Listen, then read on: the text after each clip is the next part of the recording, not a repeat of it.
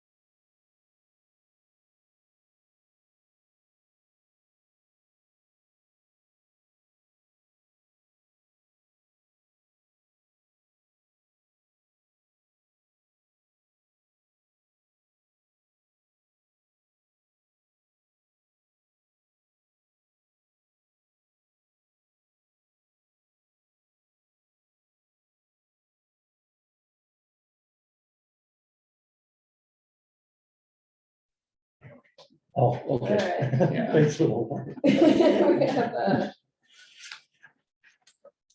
I think joining us is the school planners and John is here. Great. Good morning.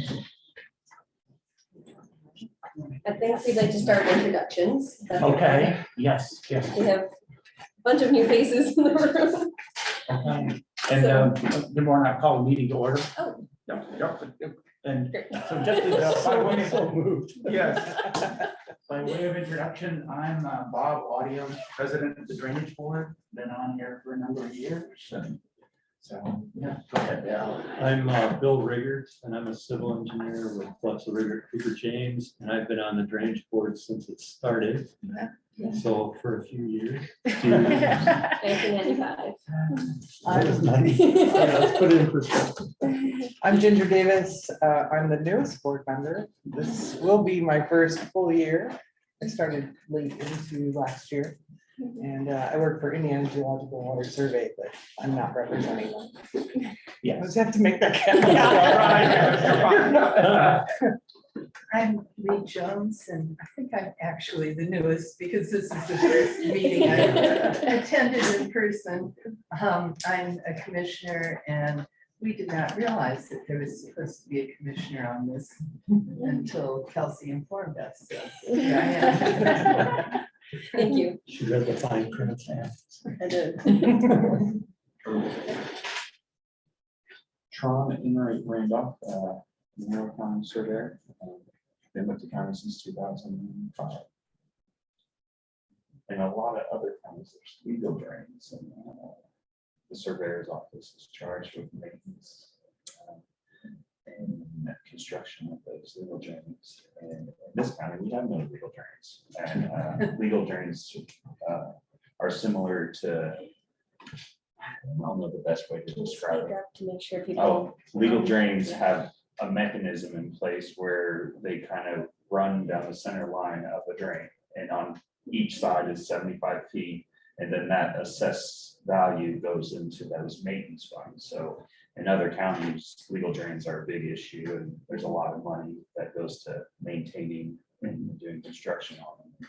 Monroe County has no legal drains, so it's just a different type of drainage form structure, which I think is very favorable and great to see people such as Bill and other volunteers and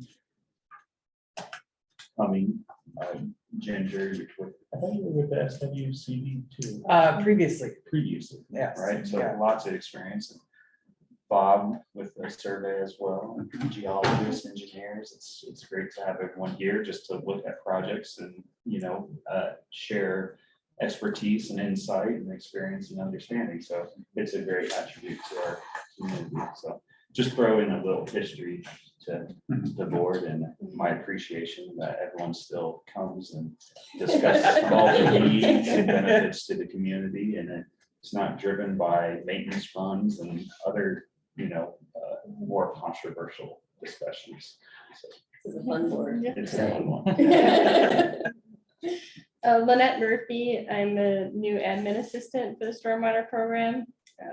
I graduated from IU O'Neill in May, so I'm happy to join the crew. Masters. Yes, dual masters. Are you, Yeah, I think never. O'Neill? This- Oh, Yeah, okay. yeah. Incognito, Yes. okay. I'm still Harper, and I'm the old. The old acronym. They've ingrained O'Neill into us when we were there. Everyone, Gus Petoni, I'm a sport coordinator. Hi, Donna Barbarick, and I'm secretary to the drainage board, as well as stormwater management board and surveyor review board. I work out of the surveyor office. Thank you for the minutes. Yes. Adam Rickert, MS4 assistant. I started in December of 2021, and this is my first drainage board meeting, so I'm looking forward to learning more about it. Erica Penna, I'm a stormwater inspector. I'm coming up on a year with the program this month. So Yes. it's been amazing how much it's grown in just a year. And then we have our intern, our summer interns are here. Hi, I'm Katie Frisbee. I will be be a senior at O'Neill's via Oh, as well. okay. Okay, so Paige, I was a senior, I'm still like, I've got one more class to go, so I don't know what you want to call me. I'm graduating soon. Congrats. Congratulations. Thank you for joining us. Yeah, go ahead. Thank you for sitting in this tiny room with us. I tried to get a bigger room, but it didn't work. There were conflicts, so. And do we have anybody online that we should hear from? We just had a couple of planning staff as attendees in the meeting. Okay. And then Jason is with Tech Services. Thank you, Jason. So,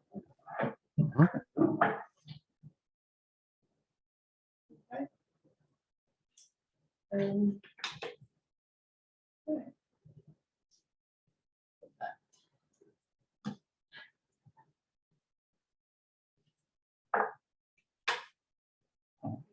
All right, well, I guess we can move on to number 2, approval of the minutes. I reviewed them and actually, Donna, thank you. It looks very good to me. Yeah, as usual, per usual, yes. And so I didn't have any corrections or changes. Bill, Lee, Andrew. I can make a motion to approve our minutes Okay. from the March 2nd meeting. I'll second. Okay, and I'll just go through roll call. Audio says aye on approval. Rickard, Yes. Davis, Yes. Jones. Yes. Okay. Motion passes, and minutes are approved. And just so you know, we don't have any virtual drainage board members attending, so everyone is in person. Okay. So Okay. I think we can. And moving on to number 3 is public input. Chelsea, where any? No, we don't have any members of the public attending. We have 3 staff from planning and Danny and Tammy listening in, so. Okay. And can all of you online hear us?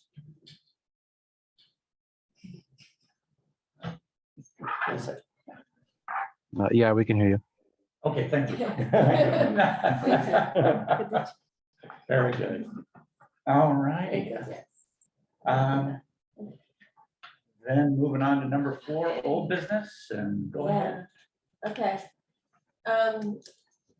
So I put several resolutions on this agenda. They're not fully drafted yet, so I didn't have anything to actually send you, and I apologize. I wish I had a little bit more time. But I want to get some policies in place.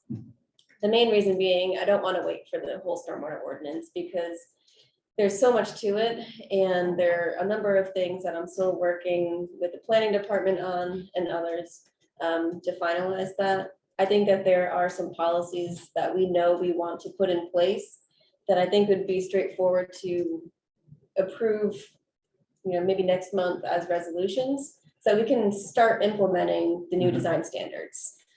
So the first one that I brought to you back in March was re-looking at the critical drainage areas.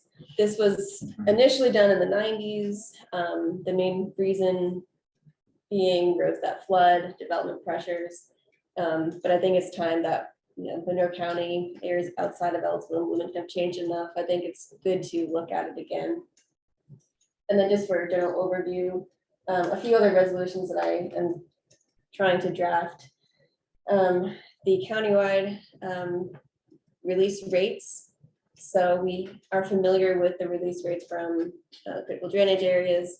Christopher Burke did a countywide study with stream stats to give us a countywide release rate. And it's the 0.9 and 0.5 cubic feet per second per acre. So that would be another resolution defining the release rates for the county and the critical drainage areas. The main reason being, I've had people ask me where the policy is, and I have to point them to a memo and meeting minutes, and it's not as straightforward as say just a one-page resolution. Right. Or send them the whole draft of the technical standards manual because it's in there. So I wanted something a little bit more straightforward to give to engineers, especially those out of state who aren't familiar with our policies. And then the other one, we have a good discussion on methods. So I'm hoping to get your input on that. And then eventually I also hope to update our intensity tables. I think that's the big update, but that's a future one. So Are these revisions to the drainage ordinance? I thought we just passed a new one. yeah, the stormwater ordinance has not been implemented yet. Oh, We are still working on it. For some background, Terry contracted with Christopher Burke Engineering in 2018 to revise Chapter 761, our stormwater management ordinance. It is a very large ordinance and very technical. So the ordinance itself is like 60 pages, and there's a lot to it on general design standards, performance standards for compliance with our MS4 general permit, drainage design for new development and redevelopment projects, as well as active construction, erosion control standards. So there's a lot to it, when detention is required versus not. And yeah, a lot of different things, those discharges. So the ordinance itself is in good shape. The technical standards manual is an accompanying policy document that's like 180 pages long and is very technical on, getting into the actual design of new infrastructure and how you want them to do it, the methods, the data they use, all of it. And one other thing, right, is the technical manual can be somewhat more fluent. Mhm. So Yeah. I think that's important not to have it all specified in our ordinance. Yeah. And then the resolution, that's what's kind of, so we're not doing an amendment, we're doing a resolution. So is a resolution more of a commissioner policy? I mean, I want to ask a process question, but yeah. I feel like that's more appropriate for Dave. And Yeah, also I did him. talk to Dave about this yesterday. And so he'll be reviewing things before we vote on them. But I see it as something that we can pass policies that would override the current ordinance. So, and then we Bring it can, up to date and bring the ordinance along. and behind it. then, yeah, Okay, so bringing it up to date, and then we pass the new ordinance, it'll all be wrapped in there, and it'll basically override the resolutions as far as I can verify with Dave. But it would basically, I'm taking what's in the technical standards manual, the big pieces, and putting them into just smaller policies that I can hand out to, say, engineers who want to know what our policies are. I just see it as a quicker way rather than waiting on the whole ordinance. Like we have some really big discussions. We're still trying to work through. It's interesting. It's Okay. somewhat of a slippery slope potentially, because this seems like it's, Understood.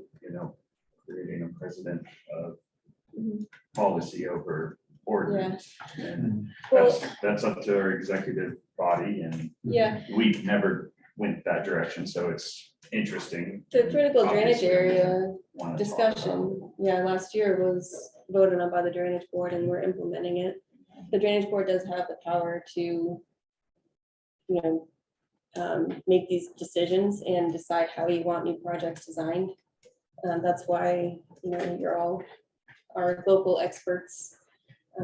I mean, I guess what's precipitating this, I understand there's a slew of things that still need to be covered in the technical manual, but like, I mean. Yeah, this isn't changing what's in the new ordinance. It's just, It's not changing what's in the new ordinance. I'm literally taking, what, The I chunk guess, from the- what actual things are we fixing or preventing, like, without having kind of some data to understand what we're fixing or what we're mitigating or preventing? I mean, It's just interesting, to discuss it. And I guess the real question is, obviously, we want to use this board, but this board just has turned into more of a recommendation, right? I mean, we're talking outside of the drainage ordinance with the resolution, correct?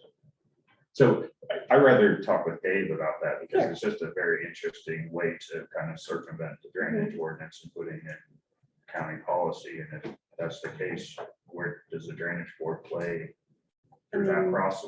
we don't want to outside call of it a the- resolution. We can vote on just the policies themselves. Do you see kind of where my question is, that does it seem clear to the other board members where my discussion is? To me, we're trying to help Kelsey be able to hand out information to engineers that are doing design in our community. That's a summary of the highlights of the new requirements that we already voted on. So instead of handing out emails and other things, it's all in a Mhm. simple Yeah. resolution. Like the memo Like, or- described like why Terry was doing it and had a really long explanation, but Maybe we call it a memorandum of understanding or something. rather than Yeah. I don't know, something like that, that it's more of a Yeah. summary of our current design requirements. That. Well, yeah, I mean, I would be supportive, but what I'm saying is I think it's taking the final action away from the drainage board to approve, then the commissioners adopt. I mean, we wouldn't necessarily be taking action on do the something like commissioners this. have to adopt a resolution the drainage board passes? Because this isn't a resolution for the commissioner. This is a resolution for the drainage board. Okay, then I guess I'm just wanting to make sure that we have it right, so. Like I'm numbering it, like these are 22-1, 2, 3, like these are resolutions specific to the drainage board. I'm not going by the commissioner's resolutions. Like, for example, we passed a resolution last year on our hybrid policy. And it was resolution 2021-1. It's the only one we passed last year for the drainage board. And it was specific to the drainage board and nobody else had to approve it. And that's where that's what the conversation I'm trying to bring forward. Okay. And I'm Yeah. supportive of it because, yeah, I mean, it's ultimately serving the purpose, but it makes me feel that the final decision is more of a county policy or county resolution. I've not Yeah. heard of the drainage board creating resolutions outside of that electronic Yeah. policy. So that's kind of my, that's Things up just here. where I'm at. I'm in support of your initiative. Okay. Yeah. I'll say that out loud. That's just an interesting processing. Okay. I'm kind of curious where the drainage board makes a final determination. Is it approval through the drainage board, or does this have to proceed and then be adopted by the county commissioners? That's my question. Okay. Like, if we're not amending. amending the ordinance, can we legally create, or a memorandum of understanding makes sense too. Or some other, or technical standard. Yeah, Yeah. technical bulletin. Yeah, I mean, we could do that. Bulletin. Because- Right. Your technical note, yeah, that's Okay. definitely a tool that we have within our belt to be able to put forward standards that Yeah. we would like to see and be able to adapt Mhm. within our ordinance so that, or within our code so that we can change depending on what the situation is. So, yeah. Yeah, Or, yeah, I should look for so, the- and once again, maybe a good, yeah, Is so- a resolution something that we I'm not terribly concerned about this, if the drainage board has the authority. And that's where mine is making sure that's correct. Yeah. Because I feel like, that's where you stand, but it seems like we have a very supportive community with Yeah. Yeah, oh, environmental yes. concern and protection. So I was So trying to find. I just want to make sure that where they I can- mean, it's the first time I've heard of the resolution. Well, David Entertain entertained us outside of the electronic. orchestrate something like this for sure. Yeah, yeah, is David our legal counsel. he is, Okay, yes, thank and you. he's been with the drainage board since it started. so, yeah, that's for his recommendation or suggestion. Yeah, if we're Yes. not passing it this time anyway. Yes, No, yeah, today's it's still- discussion on the We've got policies plenty of themselves. time to Yeah. check and make sure Whether where I the call it, authority lies. yeah, it can be a resolution or technical memo or a. Where's the, I don't know the. Do you know where I find that page with the technical standards and it has like links to where they do updates and have it in my. Is it in the, they've changed it since. then. Looks like Since I was there. No. Resources. Yeah. Okay, well, we can do this later. I can show you an example of what Hamilton County does, Mhm. because I've seen that they log all the changes to their technical standards manual in a document, and they upload that to their website, so you can see all the recent changes. and that's kind of what else. So that's kind of a question about process and, Yeah. yeah, yeah, you can dig into that and you can and ask for clarification from Dave. Yeah. I have a few questions on the resolution. The first one was, you have, Jackson Creek and Bunker Ranch. Yes. Are there other critical drainage areas that Mhm. should be added? Yeah, so.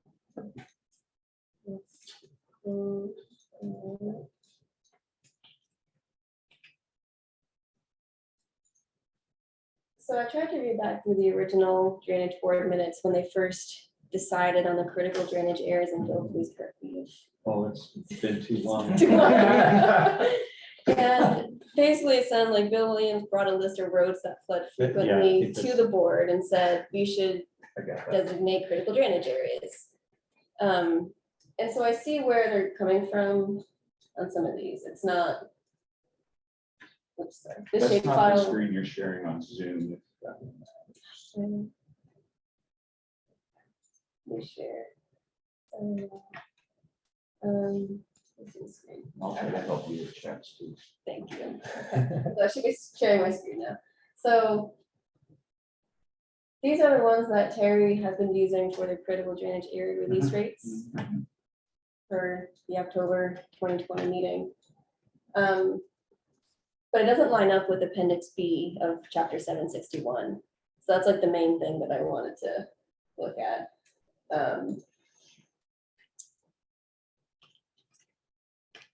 So, let's see.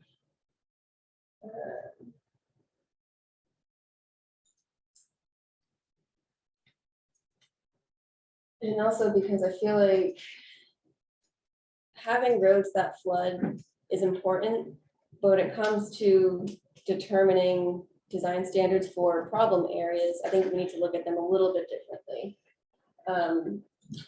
We even had layers that show erosion hazards on our viewer or where we're, any kind of desktop surveys that have been done for bank hazard index or any of that sort of thing to show where we're seeing kind of extreme Yeah. erosion as another potential pathway for some drainage concerns. Probably gonna see it in most of the county because of all the steep slopes. Yeah, right. So planning right. does have specific design standards for specific slopes.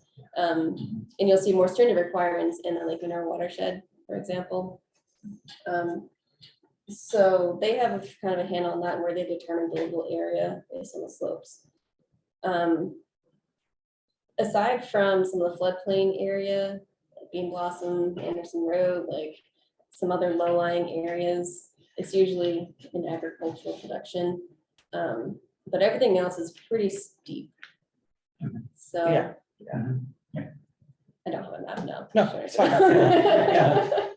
Yeah. Not how much I wanted to pull everything up at first, I did not, so I apologize, but thank you for waiting. So this is what the current Appendix B lists. Some of them line up, Jacksonville Creek, Cave Creek, Sinking Creek, West Fort Clear Creek upstream of Jackson Creek. And so these are a lot, the main ones to me, these top six, because these are all around City of Bloomington and Ellettsville and have some significant issues, Cave Creek and all the terminal samples on the west side. There's a lot of flooding on the south side of Bloomington, Clear Creek. Jacksonville Creek goes right through Ellettsville. There's significant flooding in Ellettsville. So these are the main ones to me. And this is the issue I want to fix here. I read in the meeting minutes that Bill had said, this was back in the 90s, that, oh, they don't have any road flooding issues by Jackson Creek. But if you go on the south side of Bloomington, near, Royer Road and all those bridge crossings we have, there's the roundabouts down there, they are in the floodplain and they flood. And I think in general, I'd like to add another criteria to determining critical drainage area of protecting critical infrastructure. Dillman wastewater treatment plant is downstream of the City of Bloomington. And I think we should protect the entire watershed upstream from that wastewater treatment plant. Makes sense. Okay. Did I prove it right? And then these watersheds here, so we have some of the more forested watersheds on the east side of the county, Care Creek, Baby Creek, Brummets Creek. We do have issues on, flooding, especially backwater from the lake. But I think those need to be approached a little differently than the areas around Ellisville and Bloomington. This is where I need kind of your assistance So how on. many do we have identified as the critical drainage? The entire list right there? This is what's in 761.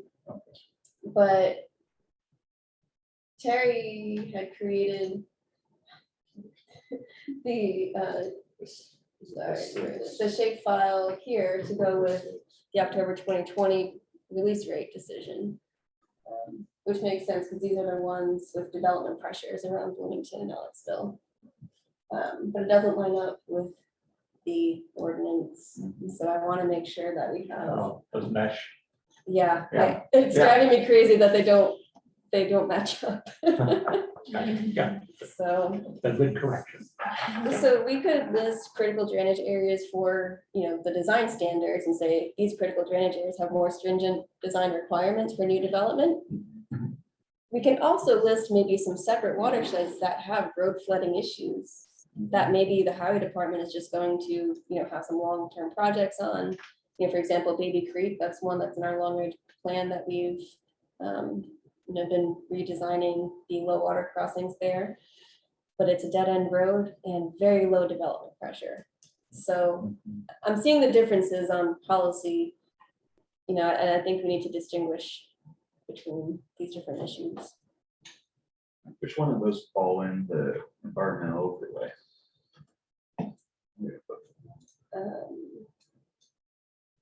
Do you know what the layers called? I got an environmental constraint overlay. Oh, thank you. That's exactly what you said.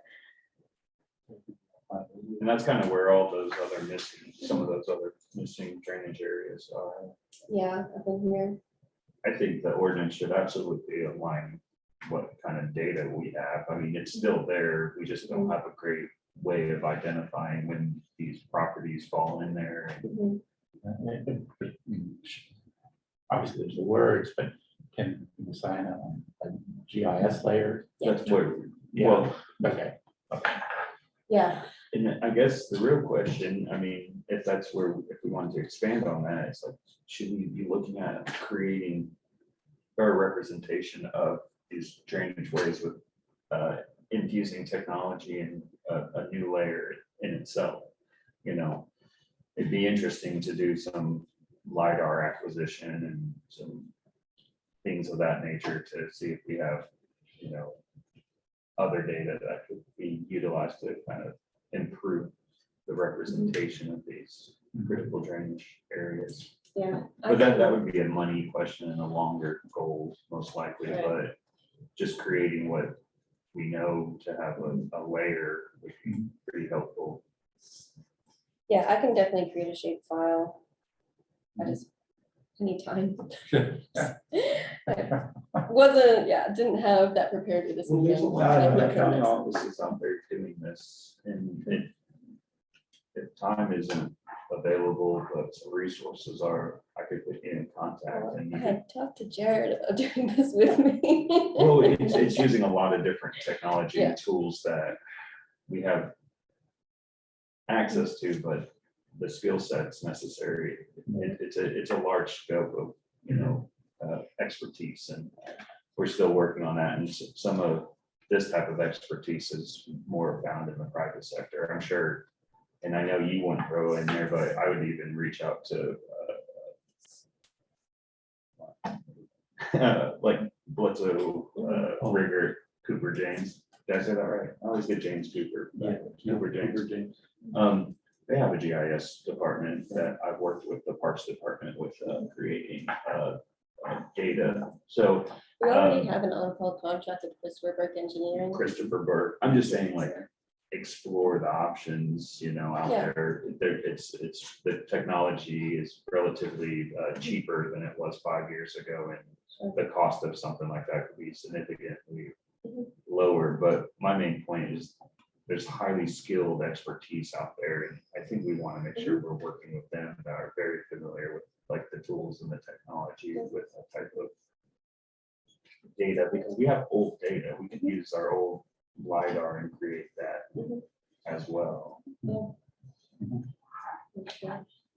So within the resolution, you're kind of asking two different things, right? You're asking to expand the Jackson Creek watershed Yeah. critical area beyond the just above Clear Creek Mhm. to include also Jackson Creek.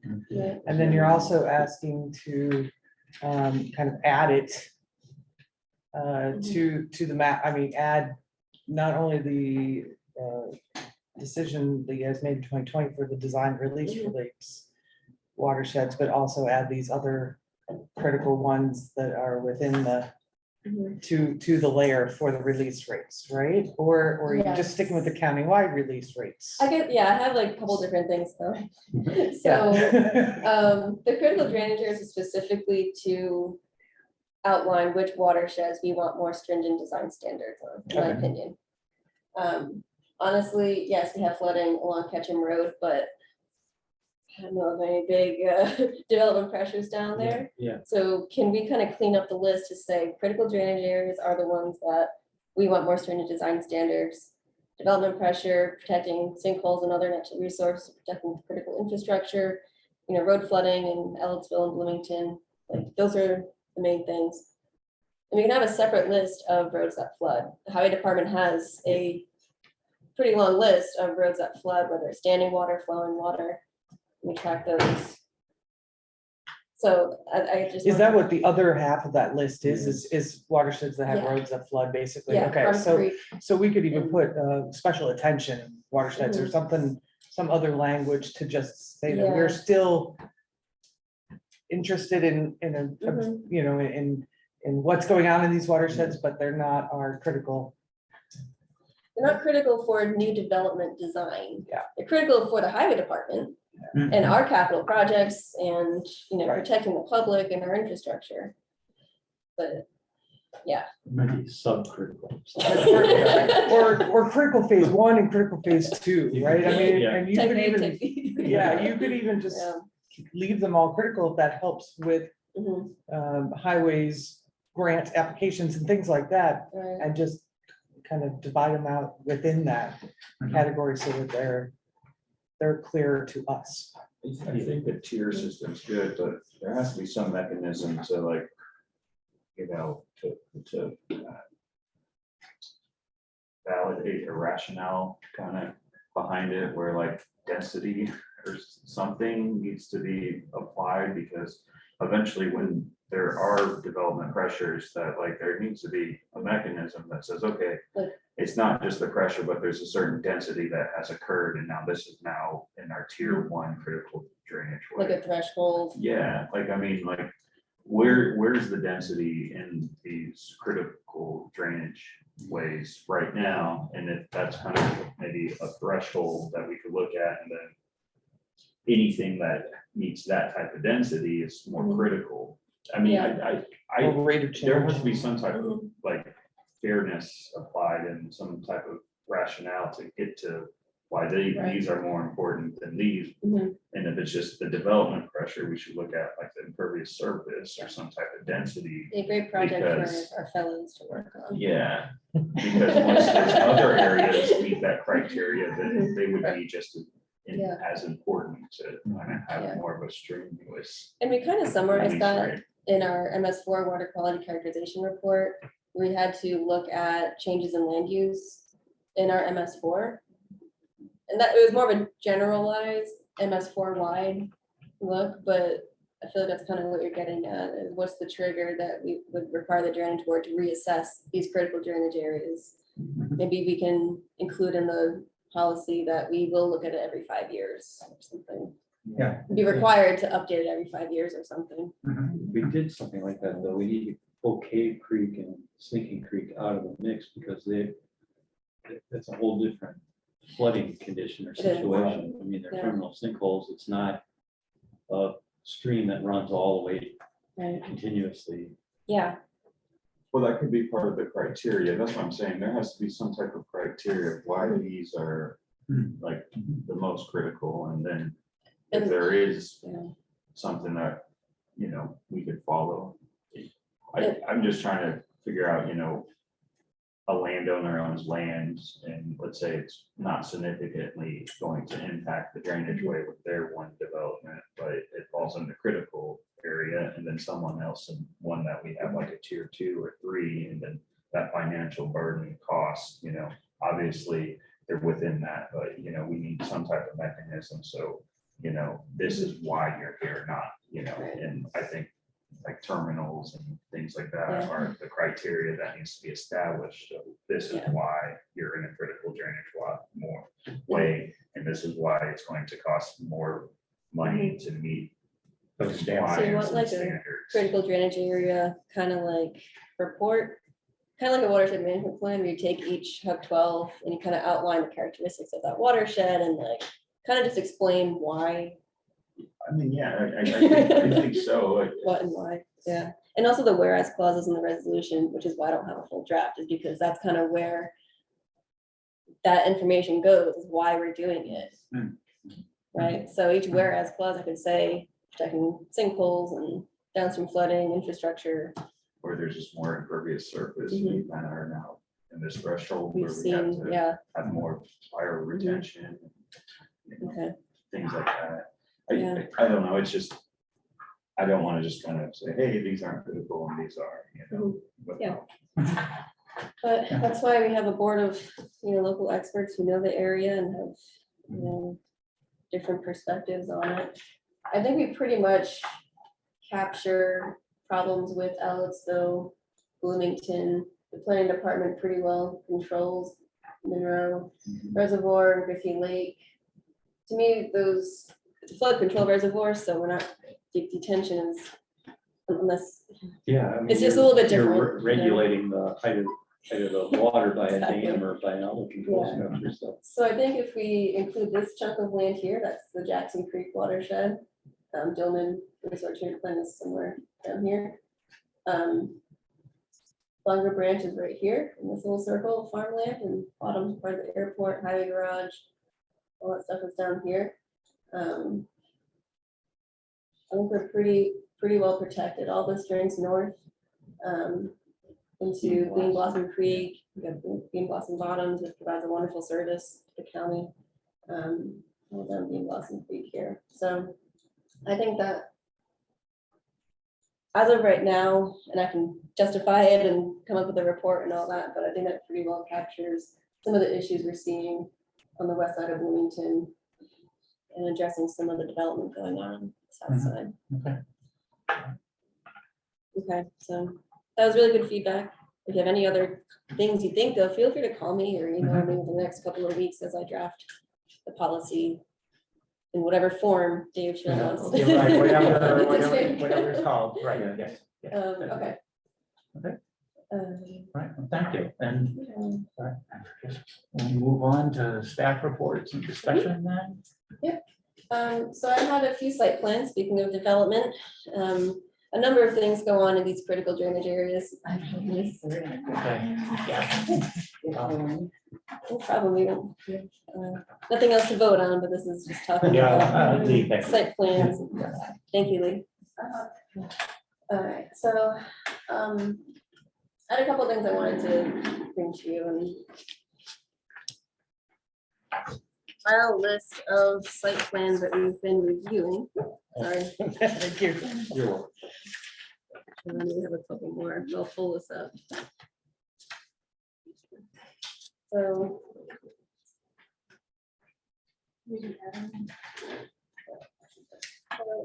I wanted to go through some of the site plans, so just so you have an idea of what's going on in the county and how we're using critical drainage area design standards. I know back in the day, when the drainage board first formed, you were reviewing petitions for the plan commission. And I got to a point where you have to say, this is too much. We need to put this on staff because the meetings were getting too long. Mhm. I think, especially with Terry and his ability to do all the plan reviews and his judgment, he didn't utilize the drainage board so much for, plan reviews, but I think I'd like to get back to at least giving you an update, like a summary of what we're doing. Right. So if Yes. people say, oh, you're on the Monroe County Drainage Board, let's talk about, what? I want you to at least be aware of what's happening. So. Okay. Yeah. So this is the table that I've been using to track things. So we have site plan reviews, which is basically anything not single family residential in the county. And I apologize in advance of the planning department for my poor explanation of this. But site plan reviews are when you have a commercial site, for example, that wants to do improvements, create new impervious surface, any modification to their property. It'll go through the process. I may or may not require detention based on our ordinance requirements. Or it may already be detention on site, so they're just doing a small project.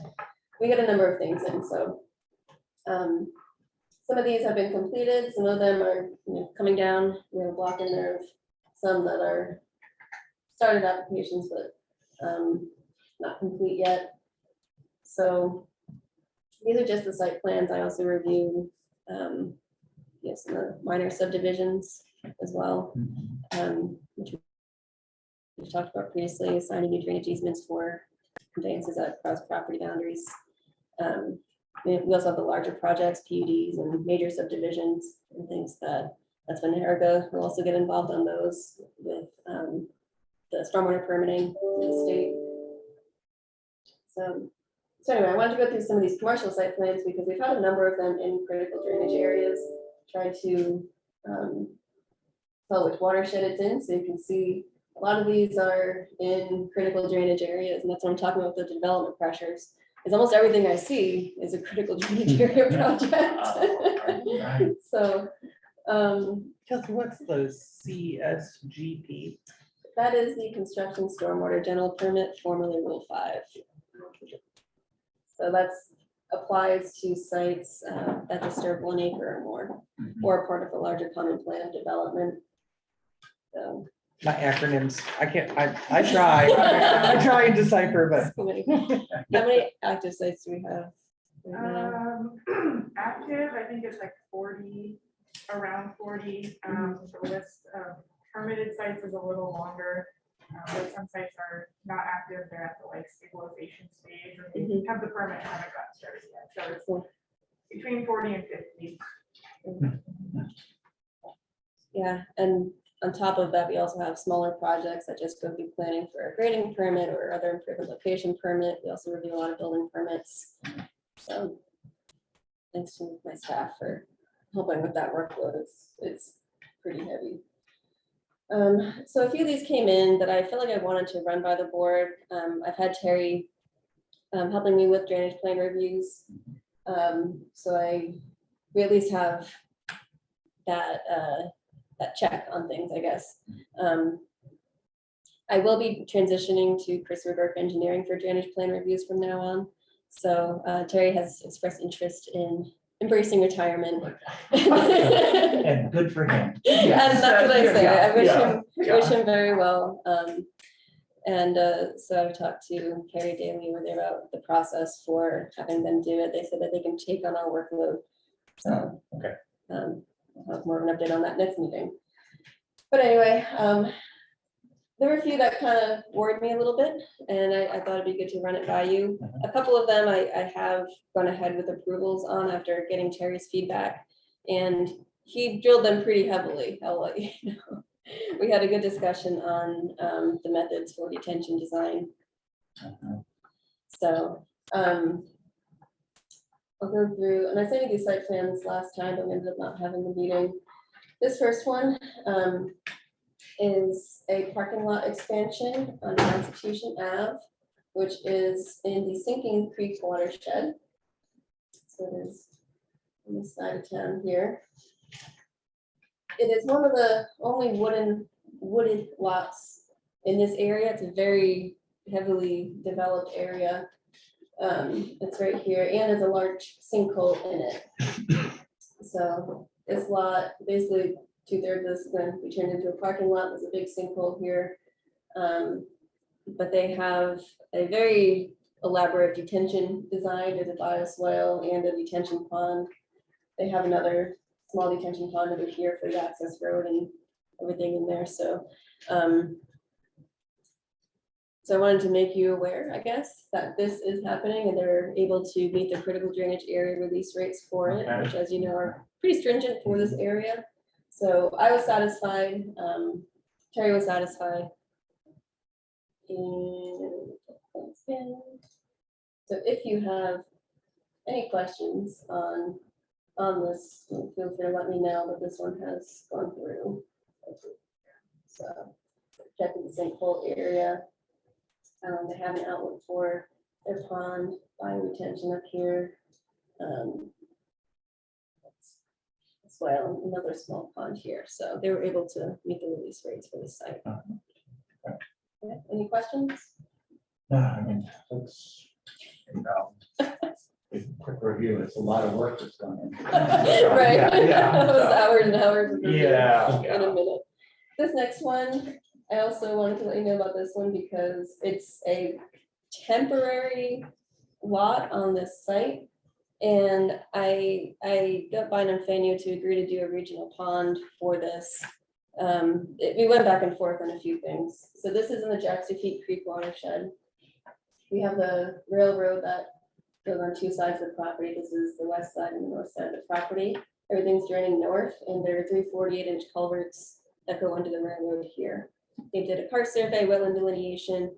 This was proposed as a major subdivision last year, but they decided not to go through with that. Instead, they're gonna have a lay down lot for Duke Energy, put some power poles down here. Because that will be creating a lot of new impervious surface, I asked that they put detention in, and so they decided to just go ahead with the regional pond to capture basically this whole drainage area right here. And regional pond, is it probably pond off the property someplace? No, it's Oh. here, but it's gonna be okay. capturing several different things as this lot gets developed. Like I Okay. said, that major subdivision, it might go through, I'm not really sure, so we just went ahead and sized it so that it can capture the Okay. development that will occur here. There's also this drainage basin here, this drains to the northwest, and so they're gonna plant another pond on this side at some point. So again, I just wanted to let you know that that's how we decided to proceed with it. This is the one where Terry went through a lot of work where looking at the methods they originally designed it using modified rational. He was able to look at a site actually nearby where they did both TR20 and modified rational to see the differences, and he was satisfied with the design at the end. But that's the other discussion I want to have is those methods that we require in the county for detention design, which came up in the 90s. We had that conversation back then. So I'm hoping to finally once and for all. I'll do that again. So that project is off of Vernal Pike on the northwest side of Bloomington up here. Vernal Bush Road. Okay.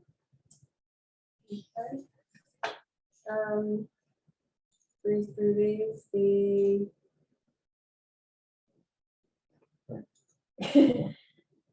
next one is not approved yet, and I'm still working through this. It was a little bit more challenging. This is for it's for a parking and building expansion for a church off of Curry Pike. This one was originally done in 2020. Terry had approved drainage plan by Smith Design Group for a building expansion, 2 parking lots.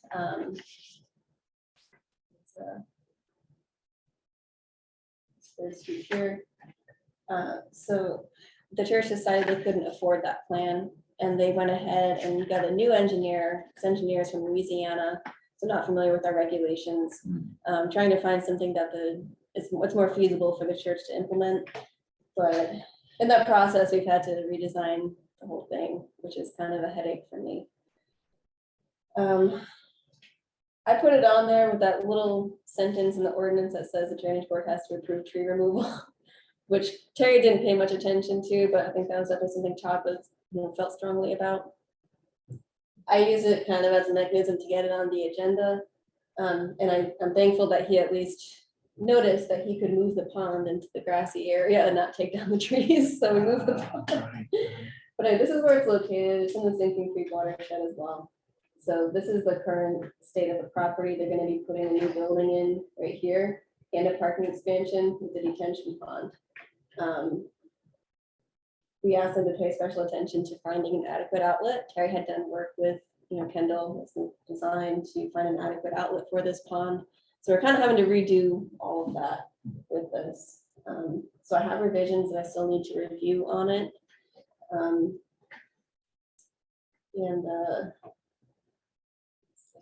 It's a little floodplain to the east of that last one.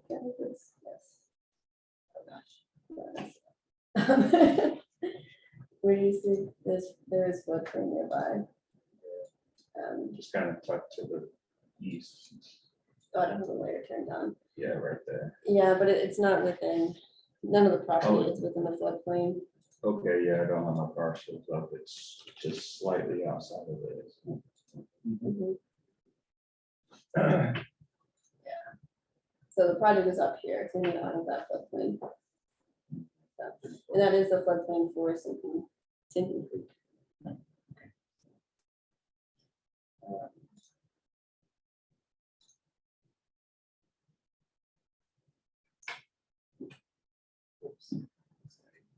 Just wanted to show you what their thoughts is. That's the existing building right here that you saw. They have an existing parking lot here that they'll be demoing. New building, new parking area, and a square detention pond. Sorry. This mouse is difficult. Square detention pond. So I still have these revisions to review. I have a lot of comments on this. I want to make sure it's done right. I didn't send these most recent revisions to you, so I can send those out if you'd like to take a look at it. But yeah, we had a very thorough first round of comments on this one. And Eric and I had talked yesterday about some of the issues we're seeing with street flow, because in the planning ordinance, I'm not very familiar with it, but they're trying to encourage more sheet flow, reducing, concentrating water and trying to let it go through where it naturally wants to go. We're seeing issues on sites with erosion at the edge of pavement. And we've definitely seen some issues where this is all sheet flowing into the pond, into the swale here. So we have our eyes on that.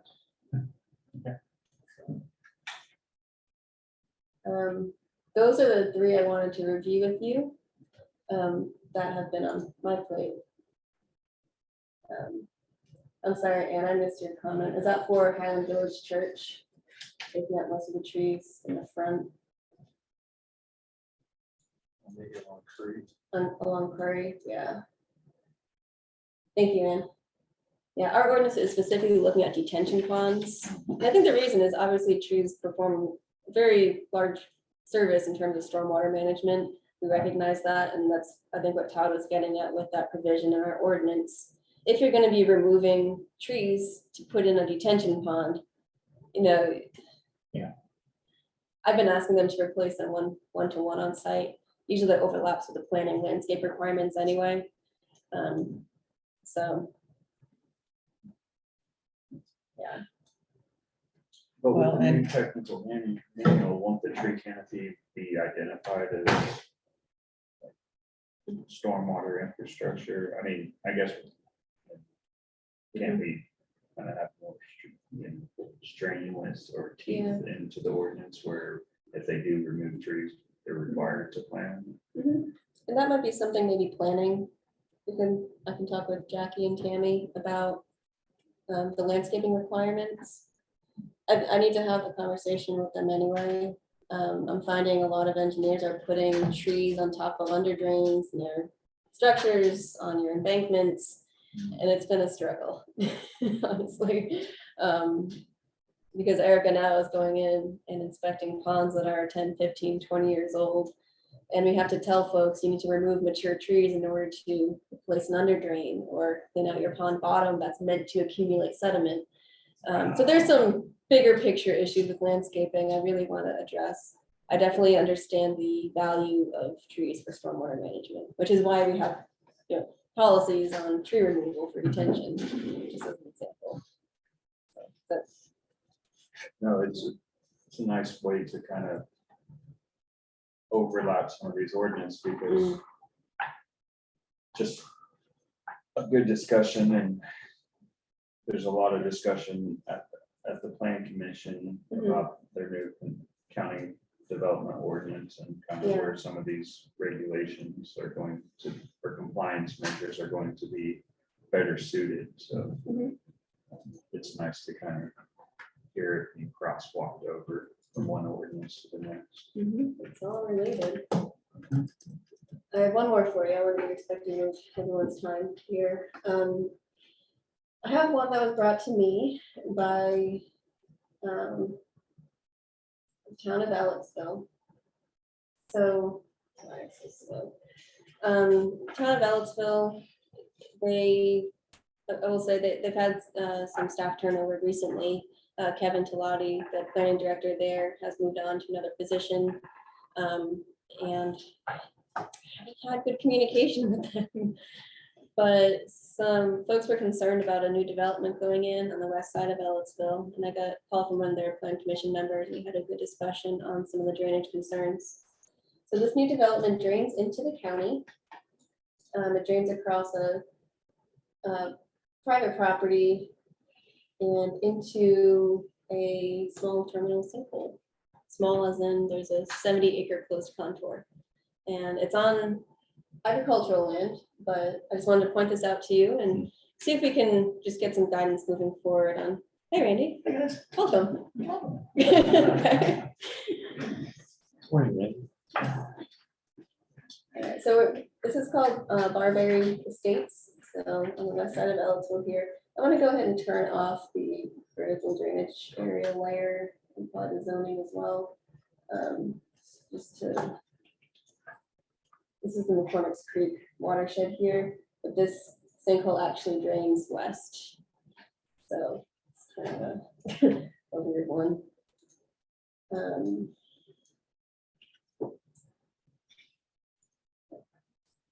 Let's see what we're looking at here. Assuming there's been dye tracing or something done.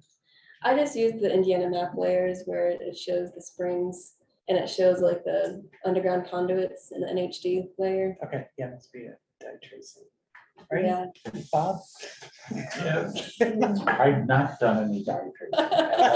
So I'm no good for it. If it's showing underground, the only thing I can think of with the springs layer is the dye tracing Okay. layer, so I'll check. Okay. Yeah. It could go north. I guess I really don't know. I'm just Yeah, that's going- the funny thing with karst, right? is you really have no idea. All I which know is that direction the it's water goes going. into the ground. Yeah, that's right, and comes out somewhere, Yeah. essentially. So this is just an interesting conversation on drainage issues crossing jurisdictional boundaries. So we have assigned Jackson Creek watershed as a critical drainage area because the town of Ellettsville floods pretty badly. When it floods and their home is in danger. 42 inches right downtown. Yeah, my brother owns Okay. property right downtown. Ellisville. Okay. The last flood was 42 inches. Thank you for joining us. Yeah. So, Grew up in the flood in Jackson, 200 feet from Jackson. okay, yeah, so Jackson Creek has some issues. This is actually in the McCormick's Creek watershed, but you know that water flows north through Ellisville here, but there's a watershed boundary, and there's a small area here that drains west into this terminal sinkhole. I'll go ahead and turn on the contours for you. So this was annexed by Ellettsville. This is the parcel here I'm circling. It's all going to be developed into a residential subdivision, like there are about 60 or so lots going in here. Is approved by the Ellisville Plan Commission in April, early April. And Bynum Fanio is the engineer. So I guess my question really is, how can we improve coordination between jurisdictions? And if we have drainage issues in the county, say we want to protect our parks features, terminal sinks, even if it's in an ag field, like that, it still deserves to be protected, you know? How do we do that? And it's just especially difficult with the staff turnover with Town of Ellisville right now. Right. I'd obviously encourage you to continue to reach out to them, but yeah. I'm just curious, could you drag the maps up? Is Flatwoods Park just north of there? Is there a parks layer, John? I think there is. I think there's the icons. You got Flatwoods and 46. Yeah. A little bit northwest. Yeah. Okay. Yeah, could drain that way. Yeah. There is I mean, some there's- springs up there. Richard Small Well, engine. actually, I was gonna say parks, but Yeah, okay, I'm just trying to get reference. Okay. Yeah, right there. I haven't been to Flatwoods Park in like. It's right there. It's just south of the white line that you're, yeah, the road, yep, and then to the west. Or- Keep going, a little bit more. There you go, right there. Okay. Okay. Bigger. Okay. Now I can see it. Oh, okay. So that's, We use them out just a little bit more, and will you highlight the area just one more time? A little bit south. I'm just gonna just draw blocks around it so you can see. This is the, okay. This is the parcel here we're looking at. And that's the sinkhole. Oops. Okay, just. This is McCormick's Creek. And this is Flatwoods Park. Are they in the midst of that development?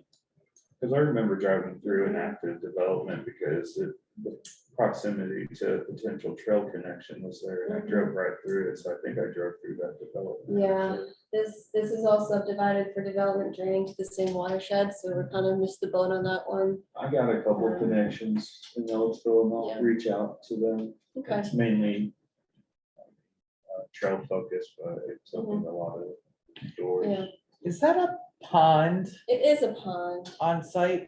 Is that a developed pond or is that a natural? It's an old farm pond. Okay, so it's- Okay. We don't have many natural ponds. Yeah. Yeah, I wouldn't think so, not in Forest Valley, but you know. No, I know. Every once in a while, there's something where it happens, From the right? road is bush. Water tables. It was built by Fred Purdy. That's who built it.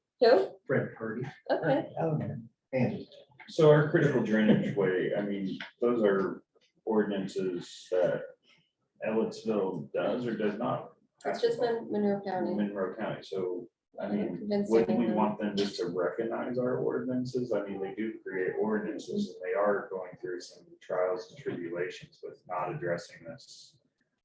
I follow the town of Ellisville, both on their planning commission and their council, so I don't serve, I just follow them. And I think there might be some willingness to maybe adopt some of these critical drainage so. areas and, you know, be a little more strenuous with their release rate. So I think we just need to really be proactive and open a communication channel. I've tried, though Kevin leaving, it's kind of like. Right, but Kevin was everything. Kevin was the MS4 coordinator, he was the planning director, he was everything. And Maybe get in front of the town council and just let them know that we're interested in working Yeah. with them and then whoever comes on. And they were still writing their ordinance, I believe. I don't think they finally adopted it, so like, you know, it's perfect opportunity to try to, you know, be more collaborative with the town. I'm thinking of like in the city. having a collaborative policy where if you have a development draining directly into another MS4, can at least trigger like the MS4 to review it so that we can look and say, hey, this is draining into a terminal sinkhole. Let's work on, coming to some agreement on the design They standards. probably send you the plat to review. What? I mean, they'd probably send you the plat to review. I mean, right, I mean. No, it'd be a great thing. It'd be interesting how to establish that. I can't think of outside the box of how things like this are handled. No, just. Conservancy areas, but those are usually contiguous. We have like, the fact that we have the entire county covered by MS4s, we can do written agreements and procedures. MOUs. Yeah. Yeah.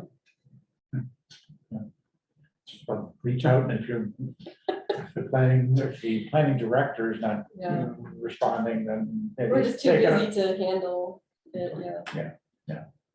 So, Water has no geographic or no political boundaries. No, yep, goes where it goes, and, yeah, so at least I talked to, Daniel Butler, at least verbally, and said I had some concerns. This property is owned by, Toby Turner, and he has a driveway that goes on the property right here, and there are 3 ponds discharging right into his property. He's concerned about the path with his culvert, so I just verbally asked Dan, can you just look at downstream restrictions? Who went and know. spoke about this? Who?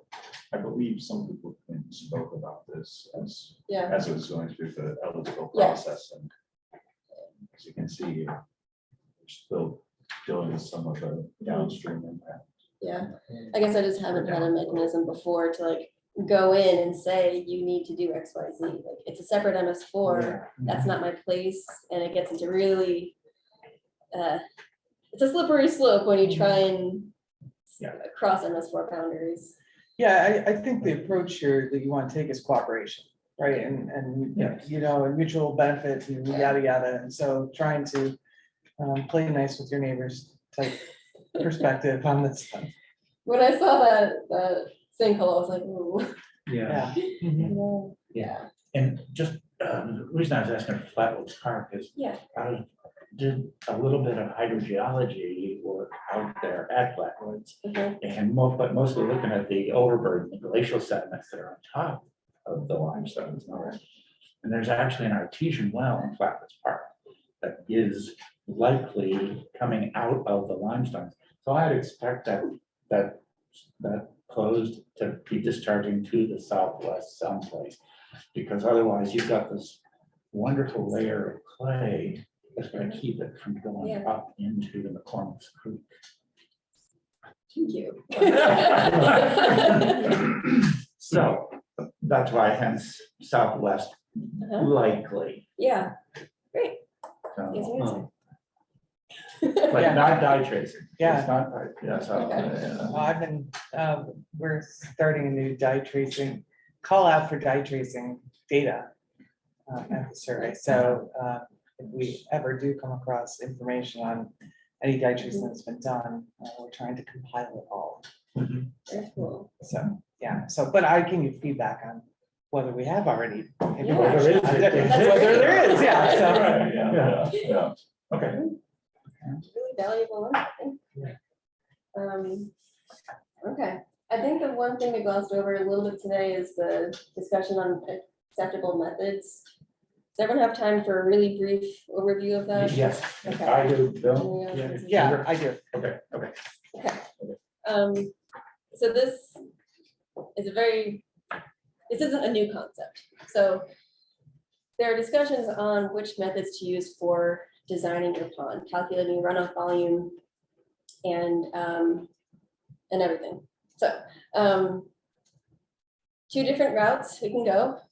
Modified rational, which is good for estimating things, simplifies it, and for the most part, does an okay job. We do have computers that are capable of doing the actual hydrograph routing, and it's becoming the state standard to use TR20. I had a phone call with, Carrie Daly, who I talked to Siavash about this. I had sent him an email asking, say, what is everyone else doing? Uh-huh. And this is what we're thinking, and are we on the right track? So he said yes, and the HRPC manual, it says TR20 is standard for sites 5 acres or less, modified rational.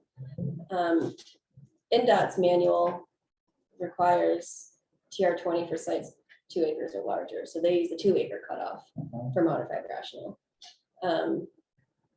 And Terry's first thought on this, when he first started doing the ordinance, was he doesn't want modified rational at all. We all have the software, all local engineers have the software to do TR20. He just wants TR20. We had a really good discussion on some of these projects recently where modified rational was used, and we were able to compare the two.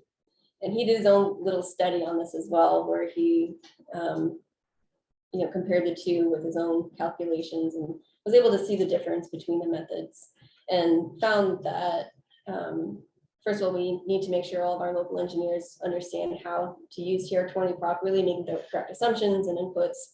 I think that was a little bit of an issue. So I'd be happy to bring in, someone from outside, whether it's Siavash or someone else, to just do a workshop with our local engineers to make sure we're all doing it the same way, or at least have all the same guidance. So smaller sites, TR20 is an issue. It really overshoots, the runoff volume for those really small sites. So I want to come up with a line, because I'm tired of looking at plans and saying, well, I'll let modified rational go this time, or I want to have a hard line to say 5 acres, or the current ordinance says 50 acres. But the state standard is trending towards, that 5 acre boundary. Right. So as the current draft of our technical standards is written, Terry just got rid of modified rational altogether. I think I want to go back, and I'm listening to our local engineers. I want to work with everyone to, make sure that, and Terry understands as well with this, that TR20 just isn't working for the very small sites. On Terry's test run, did he look at 2 acre sites versus 5 acre sites to see how big of a difference we're seeing even at that small scale? Yeah, so this is one, I think this is that Angelina Lane site. He did his own study. That's a 17 acre site. Okay. TR20, and he kept all the other parameters constant through here, using intensity tables from the ordinance, and just ran his own model. I can send this to you and let you go through it. I did send this to Philippine, also the city. I really want to have a discussion with him on how the city's designing things. Something for another day. I'll send this to you so you can look at it and see how we did it. Well, it seems like we have to make a decision whether we want to do it's 2 to 5 acres is kind of the contention of where that cutoff is. And I would suggest that that's probably based on some parameters like slope and that sort of thing that can alter that calculation at that small range, right? So I'm wondering if there isn't some study that's been done, at least for our average sloped watersheds, for that calculation for a 2 acre versus a 5 acre, to see which one would be acceptable, if they both would be acceptable in that range, or if one over the other one would be a better use for standard, and then just set it at whatever, pick a number. I kind of think it boils down to time of concentration, how it's calculated, and that's what, on a small watershed, if you're breaking it into 3 different pieces of the TR50, it might not work right for a small watershed. I don't know if anybody's done a study on that. There was a professor from Valparaiso, Stewart or something. This would go back. I don't know if he's updated his book, but it probably was from the 90s. He had a pretty good book on stormwater, and maybe it was even the 80s. But let me see if I still have that. But maybe a conversation with someone like that that's, Yeah. I don't know if he's still teaching or not, but there may be some professors that we talk to. Yeah. I've been relying on Christopher Burke Engineering. just 'cause And see about it as a wealth of knowledge, yeah. And so that's why I sent this question to Kerry Daly. And he consulted Siavash to say like, you know, why, like what's everyone else doing and why? And so I'd be happy to, this is one where I want them to help me kind of draft that section. Yeah. We still have them on call for that ordinance and technical standards, so I think, Critical, yeah. yeah. Absolutely. I also included the project size on this spreadsheet, so you can see most of the projects that I've seen this year are small. Yeah. So looking at our current development, that 2 acre versus 5 acres, I mean, it's not gonna impact many projects. Either they're really big developments or they're Alright. small improvements, so that's also perspective, you know, to look at.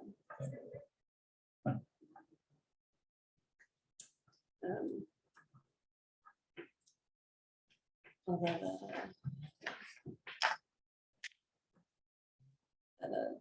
the Dupla is at 4.3 acres, so.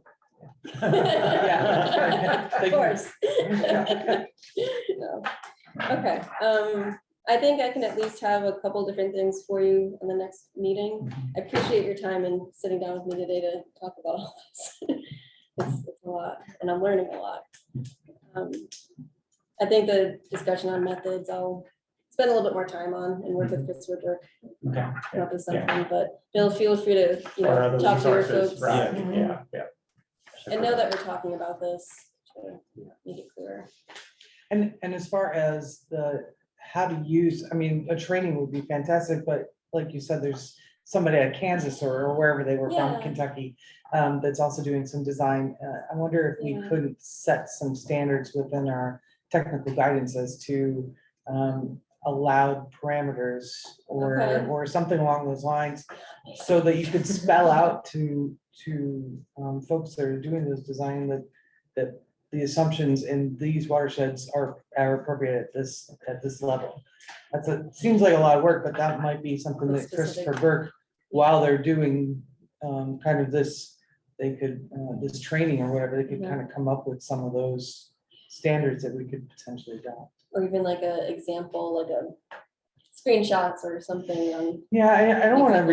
restrict because, right, the site determines the design, but at the same time, get them at least on the same page, and not all can attend trainings all the time. So it's like, how do you get them on the same page without, unless you start requiring the training?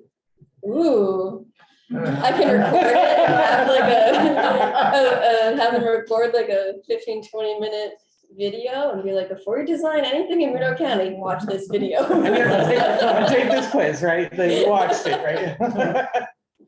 Or even just like a full fact sheets from the technical standards to pull out like the common things. I don't know. Maybe, that's Well, what I I'm think gonna we're do. giving the- most of the parameters. We have the discharge rates, you have to meet Yes. the methods of doing it, Yeah, and it's pretty state. Yeah.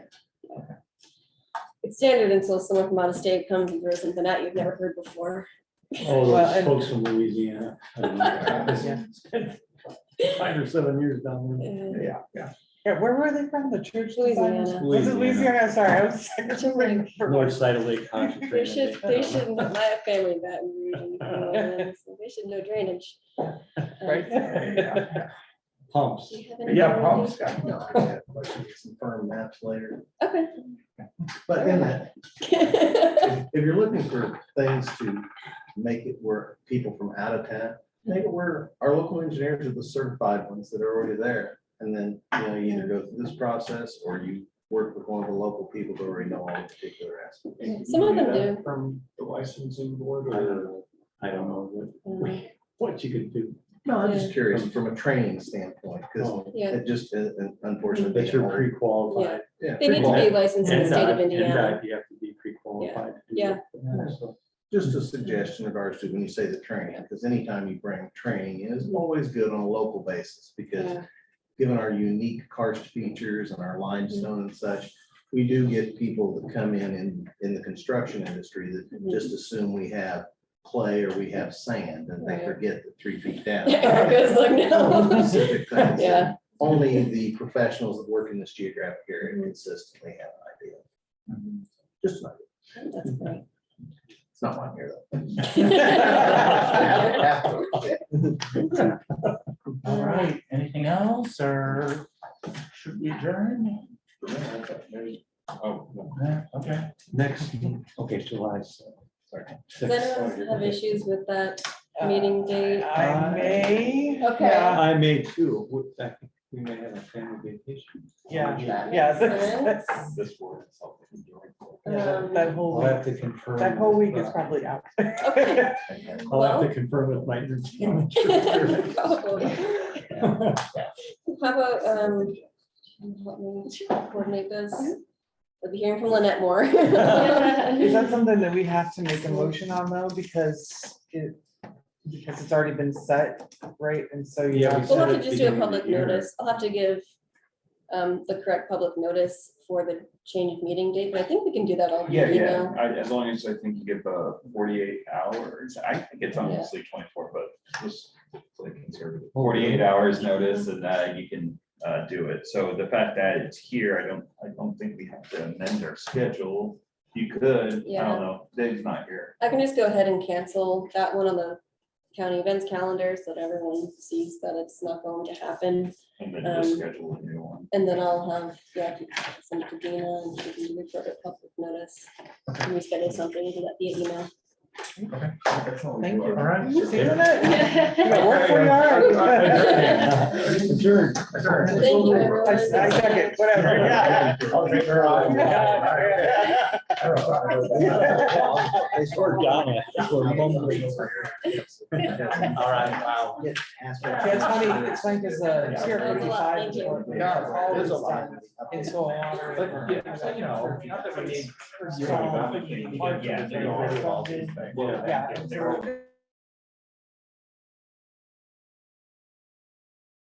Way back and everybody just used rationale. Right, yeah.